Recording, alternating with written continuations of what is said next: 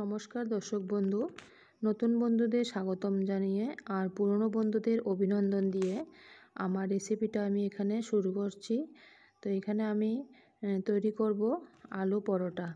তো সাধারণত অনেকে ময়দা দিয়ে আলু পরোটা তৈরি করে, আমি এখানে আটা নিয়েছি। বড় হাতা দিয়ে 4 থেকে 4.5 হাতা আটা নিয়েছি, সঙ্গে একটু লবণ দিয়েছি আর গরম জল দিয়ে অল্প অল্প করে এটাকে মেখে নেব। তারপর ছোটো ছোটো করে লেচি তৈরি করব। এখানে আমি 6 থেকে 7টি লেচি হয়েছে। আপনারা আপনাদের আন্দাজ মতো আটাটা দিতে পারেন। তারপরে আমি এখানে আগে থেকেই আলু সিদ্ধ করে রেখেছি। আলু দিয়ে একটা পুর তৈরি করব, যেটা আমি আটার লেচির ভিতরে দিয়ে বেলে নেব।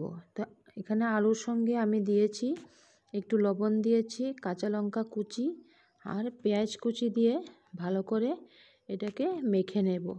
তারপর লেচিগুলি অল্প ছোটো করে প্রথম বেলবো, বেলে এটার ভিতরে আমি আলুর পুরটা দিয়ে দেব। দিয়ে সামান্য মুখটা বন্ধ করে তারপর এখানে আমি এটাকে আটার গুঁড়ো দিয়ে এটাকে ভালো করে বেলে নেব। তো এটা খেতে ভালো লাগে, আপনারা তেল দিয়েও করতে পারেন বা ঘি দিয়েও করতে পারেন। আমি এখানে তেল দিয়ে করেছি। তো ফ্রাই প্যান বসিয়ে দিয়েছি। এখানে আমি তেলটা গরম হলে তারপর আমি এখানে একটা একটা করে সবগুলি করে নেব। তো আমার ফ্রাই প্যানটা গরম হয়ে গেছে, এবার আমি একটা করে নিচ্ছি। এই পিঠটা হলে তারপর ওই পিঠটা উল্টে তারপরে নাড়াচাড়া দিয়ে দেব।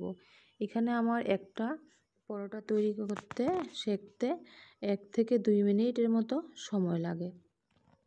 তো গরম গরম আলু পরোটা খেতে ভালো লাগে, আপনাদেরও অবশ্যই ভালো লাগবে। আমার টিফিন রেসিপিটা কেমন হয়েছে আপনারা জানাবেন।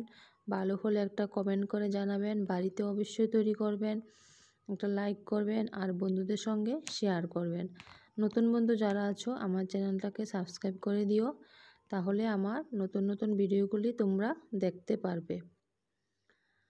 ধন্যবাদ সবাইকে আমার ভিডিওটি দেখার জন্য। তবে আলু পরোটাটা সস দিয়ে খাবে, খুব ভালো লাগবে। ধন্যবাদ সবাইকে, থ্যাংক ইউ।